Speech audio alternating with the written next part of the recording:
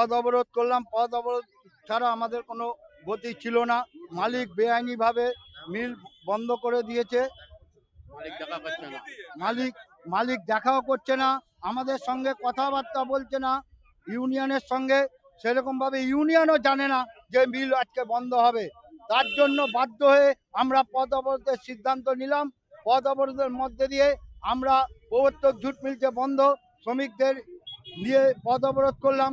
মানুষদের জানান দিতে চাইলাম যে শ্রমিকরা রাস্তায় আছে, যদি এই সিদ্ধান্ত যদি না নেয় দ্রুত, তাহলে আমরা বৃহত্তর আন্দোলনে যেতে বাধ্য হব। আমরা ৮ ঘন্টার মতন পথ অবরোধ করলাম। ৮ ঘন্টার মধ্যে দিয়ে সমস্ত মানুষকে জানান দিলাম যে প্রবর্তক জুট মিল বন্ধ। এরপরে আমরা আরো বৃহত্তর আন্দোলনে যাব।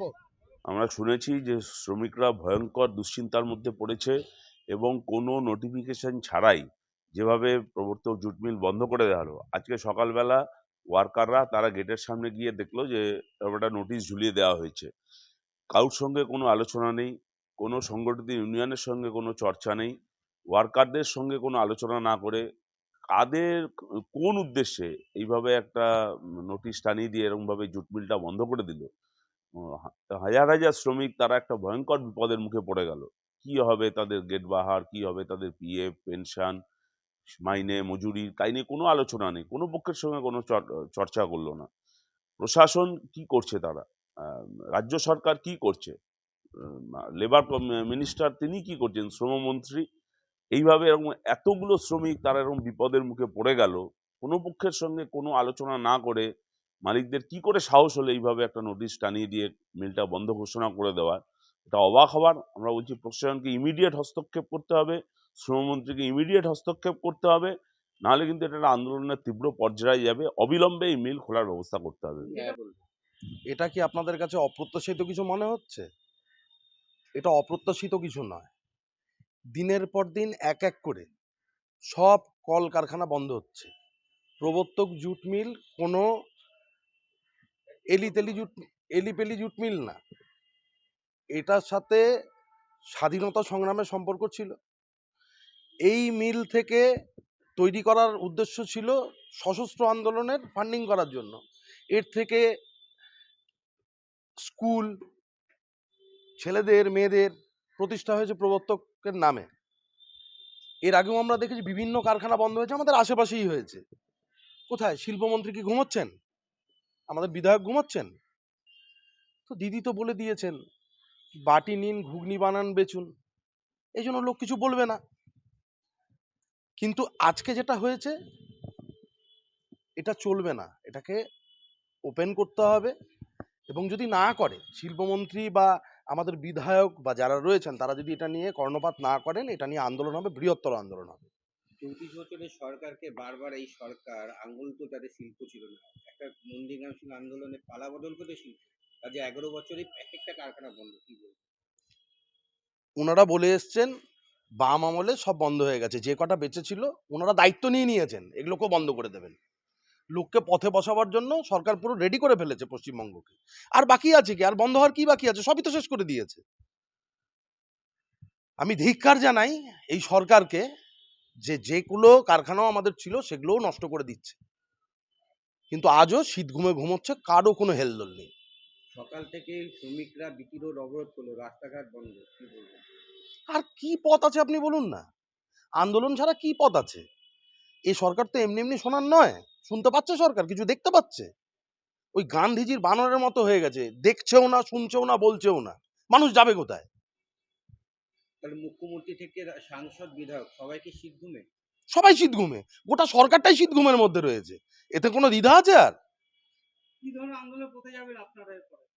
বৃহত্তর আন্দোলনের পথে যাব। এই সরকার থাকার নৈতিক কোনো ইয়ার নেই। নৈতিকভাবে এই সরকার আর থাকতে পারে না। না, এটা গতকাল রাত্রিবেলা আমার কাছে খবর এসেছিল বিশেষ সূত্রে যে ওরা বন্ধ করবে। তো সেই ক্ষেত্রে আমি স্বভাবতই আমাদের যে ইউনিয়নের হ্যাঁ ওই সেখানকার যে ইউনিয়নের প্রেসিডেন্ট শ্রী কুমার ব্যানার্জি, তাকে আমি ধরলাম তো তিনি বললেন যে না তিনি হতবাক যে আমরা কিছু জানি না। তখন বললো যে আপনি একটু অপেক্ষা করুন, আমি একটু খবর নিচ্ছি। তারপর কর্মচারীদের সঙ্গে কথা বলেছে, দিয়ে আমাকে ফোন ব্যাক করেছে যে আমাদের কোনো কর্মচারী জানে না এইটা, তবে কাঁচামাল নেই অনেকদিন ধরে এটা জানি, কিন্তু বন্ধ করবে আমাদের কাছে কোনো।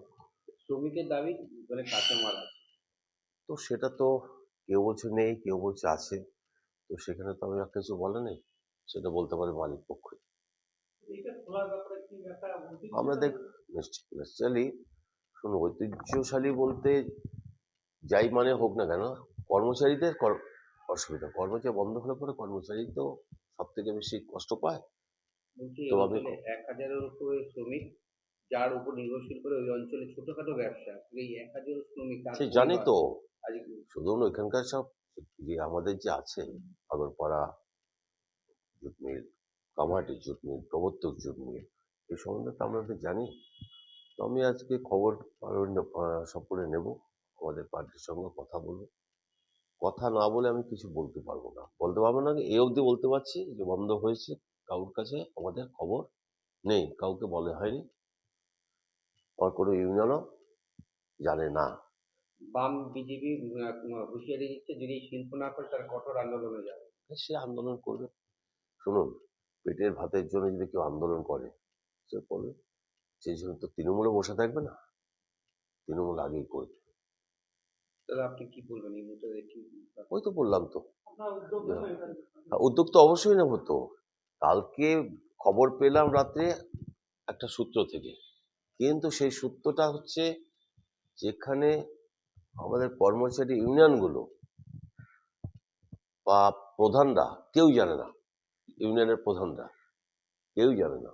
তো এরপরে যেটা করার আমাদের সেই সিদ্ধান্ত হবে, সাংসদদের সঙ্গে আলোচনা করবে সাংসদদের সিদ্ধান্ত হবে, পার্টির সিদ্ধান্ত হয়ে আমাদের কি করার নিশ্চয়ই তখন জেনে যাবে।